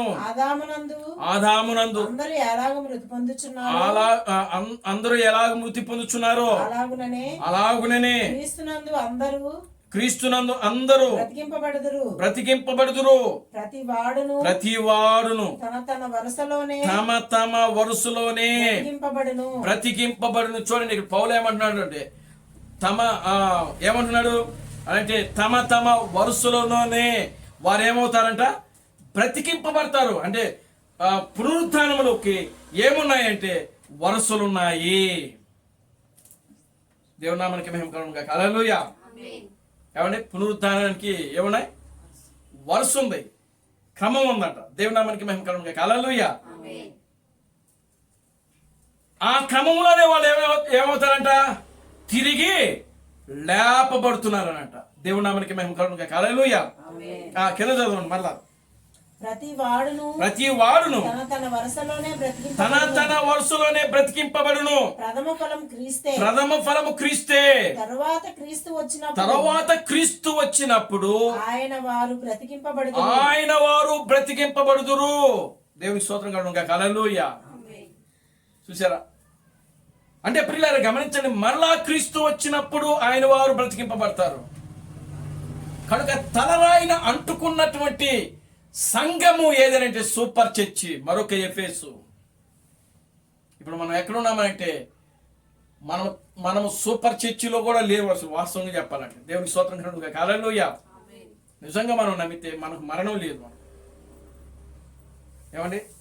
దేవుడు చెప్పాడు, దేవుడు వాగ్దానం చేశాడు, మీకు మరణం లేదు, మీకు చావు లేదు. వాక్యాన్ని అనుమానిస్తే ఏమైపోతాం? మరణిస్తాం. వాక్యాన్ని అనుమానిస్తే ఏమవుతాం? మరణిస్తాం. అదే కదా విశ్వాసములకు మనం హేతువులు కారణాలు చూస్తే ఏమైపోతాం? మరణిస్తాం. అవ్వ ఏం చేసింది? విశ్వాసముచ్చుటకు బదులుగా ఆమె ఏం చేసింది? కారణాలు వెతకడం ప్రారంభించింది. దేవుని మనకి మహిమ కలుగునుగాక. హల్లెలూయా. ఏం చేయడం ప్రారంభించింది? కారణాలు వెతకడం ప్రారంభించింది. కారణాలు ఎప్పుడైతే వెతకడం ప్రారంభించిందో అప్పుడు అవ్వ ఏమైపోయిందంటే మరణించింది. పాపాన్ని తీసుకొచ్చింది. పాపం వల్ల వచ్చు జీతము మరణం. దేవుని మనకి మహిమ కలుగునుగాక. హల్లెలూయా. కనుక ప్రియమైన దేవుని బిడ్డలారా, దేవుడు వాక్యాన్ని మనము విశ్వాసముతో ఎదుర్కోవాలి. చూడండి ప్రియులారా, వాక్యంలో యేసుక్రీస్తు మాట్లాడుతున్నాడు, నా యందు విశ్వాసం ఉంచువాడు ఎన్నటికి చనిపోడు, ఒకవేళ చనిపోయినను వారు మరలా తిరిగి బ్రతుకుతాడు. దేవుని మనకి మహిమ కలుగునుగాక. హల్లెలూయా. కనుక ఇప్పుడు చూడండి, ఇక్కడ ఈ పౌలు చెప్తున్న మాటలో వారి యొక్క వరుసల ప్రకారం వాళ్ళు తిరిగి బ్రతుకుతారు. మరలా క్రీస్తు వచ్చినప్పుడు ఆయన వారు బ్రతికింపబడతారు. దేవుని మనకి మహిమ కలుగునుగాక. హల్లెలూయా. ఇప్పుడు చూడండి, ఈ కడబూర మ్రోగగానే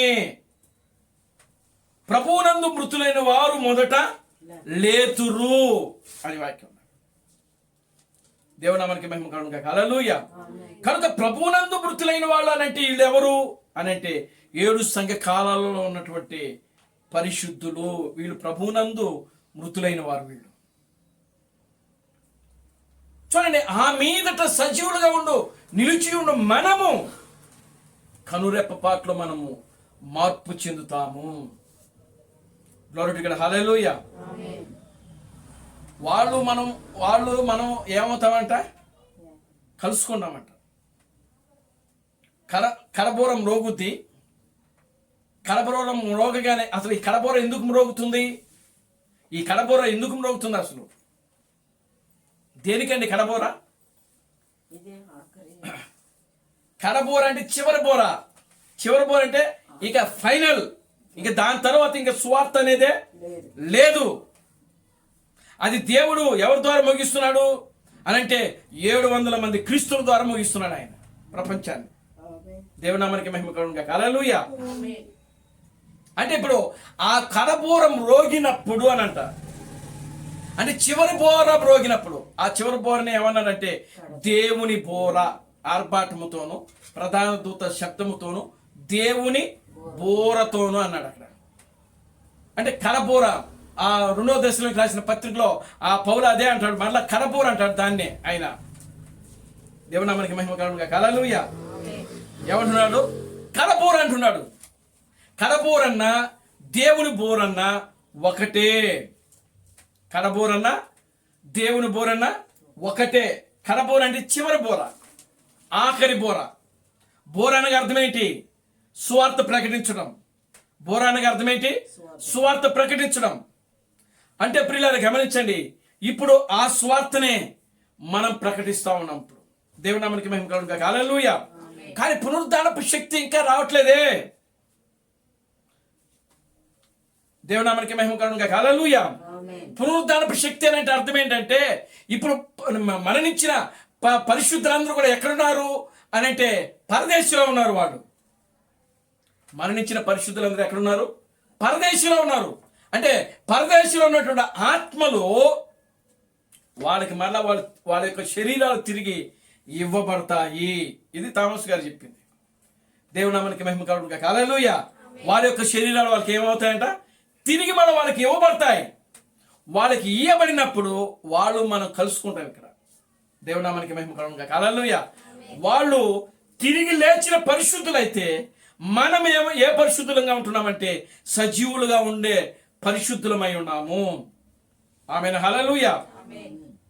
కనుక దావీదు పలికినటువంటి ఆ ప్రవచనము ఏదైతే ఉన్నదో, నేను మరణించను, నేను చావను, సజీవుడునై ఆ యెహోవా యొక్క క్రియలు వివరించినని దావీదు ఏ ప్రవచనం అయితే పలికాడో ప్రియులారా, ఆ ప్రవచనము దేవుడు ఎక్కడ నెరవేర్పు చేస్తున్నాడు అని అంటే ఆయన యొక్క భార్యలో, ఆయన యొక్క పెండ్లి కుమార్తెలో. దేవునామానికి మహిమ కలుగును గాక. హల్లెలూయా. Glory to God. హల్లెలూయా. దేవుడు ఎంత గొప్పవాడో, దేవుడు ఎంత శక్తిమంతువాడో, దేవుడు ఎంత పరిశుద్ధుడో, ఆయన కార్యములు ఎంత ఉన్నతమైనవో, ఆయన కార్యములు ఎంత శక్తి కలిగినవో, ఓ అవన్నీ కూడా ప్రియులారా గమనించండి. దేవుడు మరలా పెళ్లి కుమార్తె ద్వారా ఈ ఆకాశానికి భూమికి ప్రియులారా ఆయన వివరించబోతున్నాడు. ఆయన దేవునామానికి మహిమ కలుగును గాక. హల్లెలూయా. ఆల్రెడీ దేవుడు మోషే ద్వారా ఆయన గొప్పతనాన్ని ఐగుప్తు దేశానికి వివరించాడు ఆయన. ఆమేన్. హల్లెలూయా. ఐగుప్తు అనగా ఈ లోకము, ఐగుప్తు అనగా ఈ లోకము. దేవుడు 2000 సంవత్సరాల క్రితము యెరూషలేముకి ఆయనకు గొప్పతనాన్ని చూపించాడు ఆయన. దేవునామానికి మహిమ కలుగును గాక. హల్లెలూయా. చూడండి, దేవుడు 2000 సంవత్సరాల క్రితము ఎవరు ఆ దేవుని యొక్క శక్తిని ఎవరు చూపించాడు? ఆయన ఇశ్రాయేలుకు చూపించాడు. దేవుడు ఈ అన్య ప్రపంచానికి ప్రియులారా క్రీస్తు బ్రహ్మ ద్వారా ఆయన తన యొక్క గొప్పతనాన్ని ఆయన రుజువు చేశాడు. ఆయన దేవునికి స్తోత్రం కలుగును గాక. హల్లెలూయా. ఆమేన్. హల్లెలూయా. ఆనాడు ఐగుప్తుకి మోషే ద్వారా దేవుడు తన గుణ లక్షణాలను, ఆ యొక్క గొప్పతనాన్ని వివరిస్తే, ఇదే అన్య ప్రపంచానికి దేవుడు ఇదిగో క్రీస్తు బ్రహ్మ ద్వారా ప్రియులారా గమనించండి, ఆయన తన గొప్పతనాన్ని ఏం చేసినాడంటే చూపించాడు. ఆయన యొక్క కార్యాలు వివరించాడు ప్రపంచానికి. దేవునామానికి మహిమ కలుగును గాక. హల్లెలూయా. అయితే దేవుడు మరలా ఈ అన్య ప్రపంచానికి ప్రియులారా పెండ్లి కుమార్తె ద్వారా ఈ ప్రపంచానికి మరలా ఆయన ఏం చేయబోతున్నాడంటే వివరించబోతున్నాడు దేవుని యొక్క శక్తిని, దేవుని యొక్క ప్రభావాన్ని. ఎందుకంటే ఇంకా రాజులు, గొప్ప గొప్ప రాజులు, మంత్రులు, ఈ ప్రపంచాన్ని ఏలేటువంటి రాజులు ప్రియులారా, మంత్రులు, రోడ్డు మీద అడుక్కొని తినే భిక్షగాడు మొదలుకొని రాజ్యాలను ఏలేటువంటి రాజుల వరకు కూడా క్రీస్తు బ్రహ్మే దేవుడు, క్రీస్తు బ్రహ్మే రాజులకు రాజు, క్రీస్తు బ్రహ్మే ప్రభువులకు ప్రభు అని ప్రతి నాలుక, ప్రతి మోకాలు ఆయన నామంలో వంగాలేనంటే కడబోల మ్రోగాల్సిందే. దేవుని నామానికి మహిమ కలుగును గాక. హల్లెలూయా. ఆయన క్రియలు మరలా ఏం చేయబడాలంటే వివరించబడతాయి. కనుక అది ఎవరి ద్వారా దేవుడు చేయబోతున్నాడు అని అంటే ప్రియులారా నీ ద్వారా, నా ద్వారా ఆయన చేయబోతున్నాడు. దావీదు యెహోవా నామంలో చేసినాడు. ఆయన గొప్పతనాన్ని ఆయన వివరించాడు, కానీ మరణించాడు. దేవుని స్తోత్రం కలుగును గాక. హల్లెలూయా.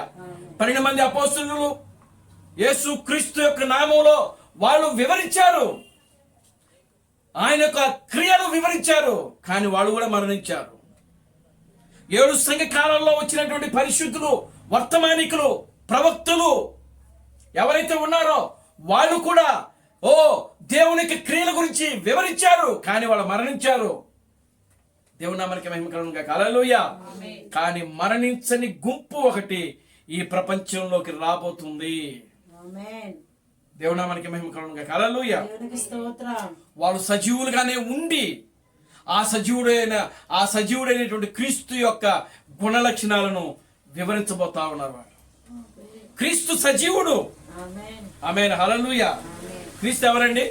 సజీవుడు. అందుకనే సజీవుడు గురించి సజీవులే ఆయన గురించి సాక్ష్యం ఇవ్వాలి. దేవుని నామానికి మహిమ కలుగును గాక. హల్లెలూయా. అందుకని మృతులు ఆయన గురించి సాక్ష్యము ఇవ్వలేరు.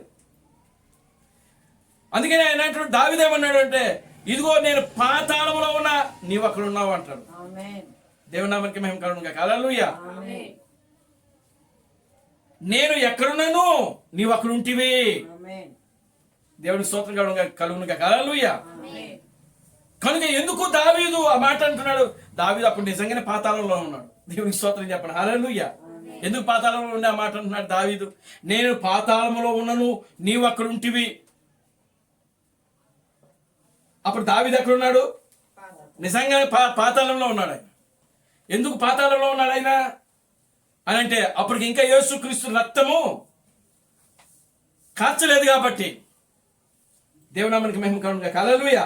అప్పటికి ఇంకా వాళ్ళ గురించి రక్తము కార్చబడలేదు కాబట్టి, వాళ్ళ కోసం రక్తము చిందించబడలేదు కాబట్టి, వాళ్ళు ఏ రక్తం కింద ఉన్నారు? గొర్రెల యొక్కయు బలుల యొక్క రక్తం కింద ఉన్నారు. వాడు గొర్రెల యొక్క రక్తము కింద, ఎడ్ల యొక్క రక్తము కింద, బలి అర్పణముల యొక్క రక్తము కింద ఎవరైతే ఉంటున్నారో వాళ్ళందరూ కూడా ఎక్కడ ఉన్నారంటే పాతాళంలోనే ఉన్నారు. యేసుక్రీస్తు వచ్చి ఎప్పుడైతే వాళ్ళ కోసం రక్తం కార్చాడో ప్రియులారా, ఆయన సరాసరి ఎక్కడికి వెళ్ళారంటే పాతాళానికి వెళ్ళాడు. ఆయన కోసం ఎదురు ఎవరైతే చూచారో ప్రియులారా వాళ్ళు కలుసుకున్నాడు ఆయన. దేవునికి స్తోత్రం కలుగును గాక. హల్లెలూయా. ఏమండి, వాళ్ళని కలుసుకున్నాడు. దావీదును కలుసుకున్నాడు, అబ్రహామును కలుసుకున్నాడు, ఆ ఆదామును కలుసుకున్నాడు, ఏమండి ఆ యొక్క హనోకును కలుసుకున్నాడు, హేబెల్ను కలుసుకున్నాడు. దేవునికి స్తోత్రం కలుగును గాక. హల్లెలూయా. పాతాళములో ఆయన కోసం ఎదురు చూసిన భక్తులు, పరిశుద్ధులు ఎంతమంది అయితే ఉన్నారో వాళ్ళందరినీ కలుసుకున్నాడు. వాళ్ళందరినీ ఆ చెరగా పట్టుకుని ఎక్కడికి వెళ్ళాడంటే మధ్యాకాశంలో పెట్టాడు. అదే పరదేశం. దేవునామానికి మహిమ కలుగును గాక. హల్లెలూయా. కనుక ఇప్పుడు దేవుడు ఆ పరదేశంలో ఉన్నటువంటి ఆ పరిశుద్ధులకి ఇప్పుడు ఏమైపోతున్నాడంటే శరీరాలు ఇవ్వబోతున్నాడు. 7 సంఘకాలాల్లో ఉన్నటువంటి పరిశుద్ధులకు శరీరాలు ఇవ్వబోతున్నాడు. మరలా వాళ్ళ శరీరాలు వాళ్ళకి ఇవ్వబోతున్నాడు ఆయన. ఆమెను హల్లెలూయా. ఆ శరీరాలు ఇచ్చే బాధ్యతే దేవుడు మన మీద పెట్టాడు. ఆమెను హల్లెలూయా. కనుక ప్రియులారా గమనించండి, ఇది ఒక గొప్ప మిస్టరీ. ఇది ఒక గొప్ప కార్యం. ఇది అన్ని కార్యాల కంటే, అంటే కుంటోడికి కాళ్ళు ఇవ్వడం కన్నా, గుడ్డోళ్ళకి చూపివ్వడం కన్నా, కుష్ఠోళ్ళు స్వస్థపరచడం కన్నా, చనిపోయిన వారిని లేపి నడిపించేదానికన్నా, హృదయ రహస్యాలు చేసేదానికన్నా కూడా ప్రియులారా గమనించండి, ఏది గొప్ప కార్యం అంటే చనిపోయిన పరిశుద్ధుల యొక్క శరీరము ఎవరి దగ్గర ఉన్నాయంటే సాతానుడు యొక్క పాదాల దగ్గర ఉన్నాయంట. సాతానుడు ఆ పాదాల కింద పెట్టుకున్నాడంట వాళ్ళ యొక్క శరీరాన్ని. క్రీస్తు థామస్ చెప్తున్నాడు, ఇప్పుడు సాతానుడు జయించి, సాతానును ఓడించి, సాతానుని బంధించి వారి పాతాలలో తొక్కి ప్రియులారా ఈ పరిశుద్ధుల యొక్క శరీరాలు ఏవైతే ఉన్నావో వారికి అప్పగిస్తే దేవునామానికి మహిమ కలుగును గాక. హల్లెలూయా. అప్పుడు మనము వాళ్ళు ఏమైపోతున్నాం అంటే ఏకమై ప్రభువుని మధ్యాకాశములో కలుసుకుంటాము. దేవునామానికి మహిమ కలుగును గాక. హల్లెలూయా. ఈ ప్రపంచంలో మిగిలిన పరిచర్య ఏదైనా ఉందంటే ఆ పరిచర్య ఇక పెళ్లి కుమార్తె ద్వారా మాత్రమే జరిగేది. పిల్లరా, దేవుడు 700 మందిని ఆయన లేపబోతున్నాడు. Glory to God. హల్లెలూయా. ఆ 700 మందిలో నీవు ఒకటిగా ఉండాలని నువ్వు కోరుకోవాలి. నేను ఒకటిగా ఉండాలని నేను కోరుకోవాలి. ఎందుకంటే ఆయన చెప్తున్నాడు మీకు మరణం లేదని. దేవుడికి స్తోత్రం కలుగును గాక. హల్లెలూయా. దేవుడు మనలను 1000 సంవత్సరాలు బతికించబోతున్నాడు. ఆమేన్. హల్లెలూయా. ఎన్ని సంవత్సరాలు అండి? ఒకవేళ నా గడ్డం మెరిసిపోవచ్చు, నాకు తెల్ల మీసాలు వచ్చేయచ్చు, లేకపోతే నా గడ్డం అంతా తెల్లబడిపోవచ్చు, లేదా నా జుట్టు అంతా కూడా తెల్లబడిపోవచ్చు, కానీ నేను 1000 సంవత్సరాలు బతుకుతా. దేవునికి స్తోత్రం కలుగును గాక. హల్లెలూయా. అది నా విశ్వాసం మాత్రమే. క్రీస్తు థామస్ అంటున్నాడు, నాకు మరణం లేదు, నేను మిమ్మల్ని అందరిని కూడా ఇదిగో ఆ క్రీస్తు ప్రణామ యొక్క చేతిలో మిమ్మల్ని తీసుకుని వెళ్ళి ఆయనకి అప్పగించేంత వరకు కూడా నేను మరణించనన్నాడు. ఆయన విశ్వాస పరిధిలో ఆయన మాట్లాడుతూ ఉన్నాడు ఆయన. కనుక ఆయన కంటే కూడా ఇంకా మనం చాలా ముందుకు వచ్చాం వర్తమానంలో. దేవుని స్తోత్రం కలుగును గాక. హల్లెలూయా. ఎక్కడికి వచ్చాం మనం? తెల్లవారుజాము గడిలోకి వచ్చాం. అర్ధరాత్రి గడిలో ఉన్నటువంటి క్రీస్తు థామస్ ఆ మాట చెప్పగలిగాడనంటే ఇంకా ప్రియులారా కొన్ని గంటల్లో ఉదయకాలంలోకి వెళ్ళబోతున్న మనము ప్రియులారా ఇంకా ఆ మాటలను చెప్పడానికి పెద్ద అతిశయోక్తి కాదనుకుంటున్నాను నేను. దేవునికి స్తోత్రం కలుగును గాక. హల్లెలూయా.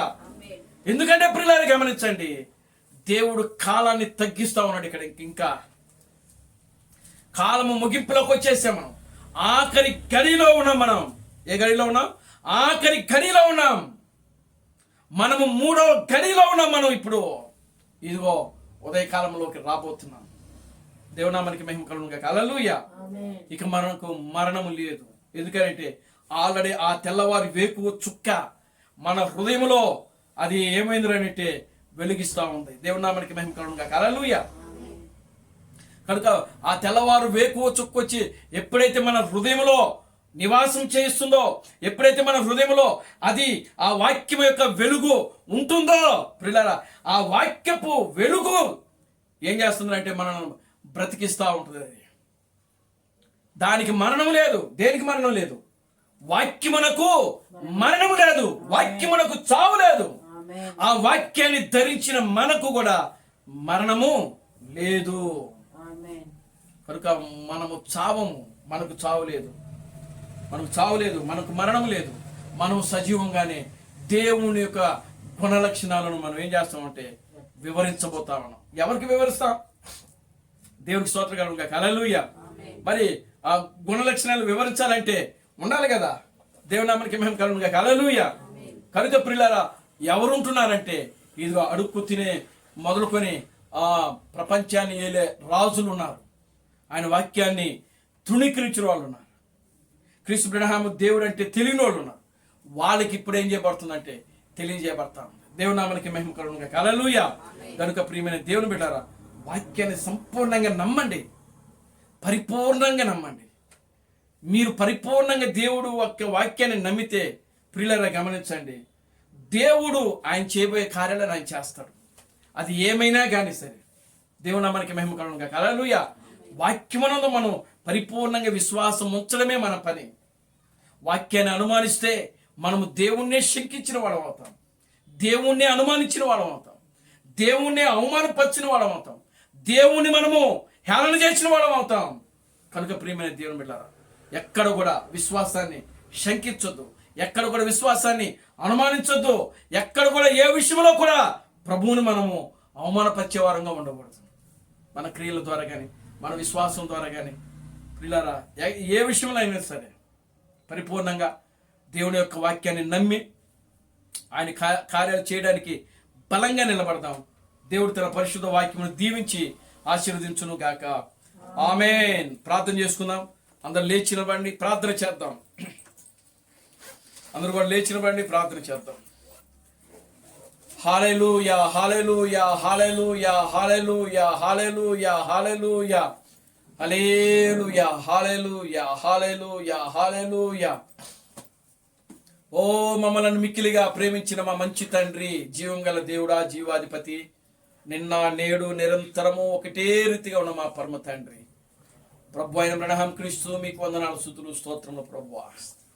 ఓ ఇప్పటి వరకు కూడా నాయన, ఓ నీ వాక్యము ద్వారా మీరు మాతో మాట్లాడారు ప్రభువా. ఓ ఇదిగో నేను చావను, సజీవుడున్నాయి, ఓ యెహోవా క్రియలు వివరించదనని నీ వాక్యములో రాబడింది ప్రభువా. ప్రతి కాలంలో కూడా ప్రభువా ఆ విధంగా జరిగింది ప్రభువా. ఓ పరిశుద్ధులు ఉన్నారు, సజీవంగా ఉన్న వాళ్ళు నీ క్రియలు వివరించారు. ఓ మరణించిన వాళ్ళు ఉన్నారు ప్రభువా. అయితే ఈ చివరి దినాల్లో ప్రభువా నీ కార్యములు, నీ గుణలక్షణాలు నాయన నీవేమిటో అదంతా కూడా వివరించుటకు నాయన ఈ చివరి దినాల్లో ప్రభువా, ఓ పెళ్లి కుమార్తెకి మీరు ఇచ్చిన ఈ గొప్ప భాగ్యమును బట్టి మీకు వందనాలు, స్తుతులు, స్తోత్రములు ప్రభువా. కూడి వచ్చిన నీ బిడ్డలు మీరు దీవించి ఆశీర్వదించండి. ఫోన్ కాన్ఫరెన్స్ ద్వారా వాక్యం వింటున్న నీ బిడ్డలు దీవించి ఆశీర్వదించండి. అన్ని విషయాలని కూడా ప్రదాయించి సమస్త ఘనత మహిమను మీద తెచ్చుకోండి. జీవం కలిగిన నా ప్రభు అయిన బ్రహ్మ క్రీస్తుని సర్వశక్తి కలిగిన నామములో ప్రార్థించి స్తుతించి వేడుకొనుచున్నాము. ఆమేన్. అందరూ కూడా రెండు చేతులు పైకెత్తి chorus పాడుతున్నాం. Christ Branham never fails. Christ Branham never fails. Christ Branham never fails in thee. Hallelujah. Hallelujah. Christ Branham never fails in thee. He is coming very soon. He is coming very soon. He is coming very soon in thee. Hallelujah, hallelujah. He is coming very soon in thee. నా ప్రాణమా ప్రభువును స్తుతించుము, నా అంతరంగ సమస్తమైన పరిశుద్ధనామమును స్తుతించుము.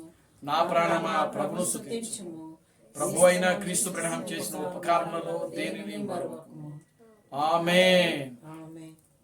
రాజులకు రాజుగా, ప్రభువులకు ప్రభుగా, పెండ్లి కుమారుడుగా తెర మీద ప్రత్యక్షము కానున్న ప్రభు అయిన బ్రహ్మ క్రీస్తు యొక్క కృపా సమాధానము ఇక్కడ కూడిన ప్రతి బిడ్డకును ఈ ప్రపంచంలో ఏడవ దూత థామస్ గారిని క్రీస్తుగా అంగీకరించి క్రీస్తు బ్రహ్మే దేవుడు, క్రీస్తు బ్రహ్మే రాజులకు రాజు, క్రీస్తు బ్రహ్మే ప్రభువులకు ప్రభు అని నమ్మి విశ్వసించి ఆరాధిస్తున్న ప్రతి బిడకును, ఈ ఫోన్ కాన్ఫరెన్స్ లో వాక్యమైన ప్రతి బిడకును ఇప్పుడును సదాకాలము తోడైండి నడిపించును గాక. ఆమేన్, ఆమేన్, ఆమేన్. అందరికీ వందనాలు. ప్రభు మిమ్మల్ని దీవించి ఆశీర్వదించును గాక. ఆమేన్.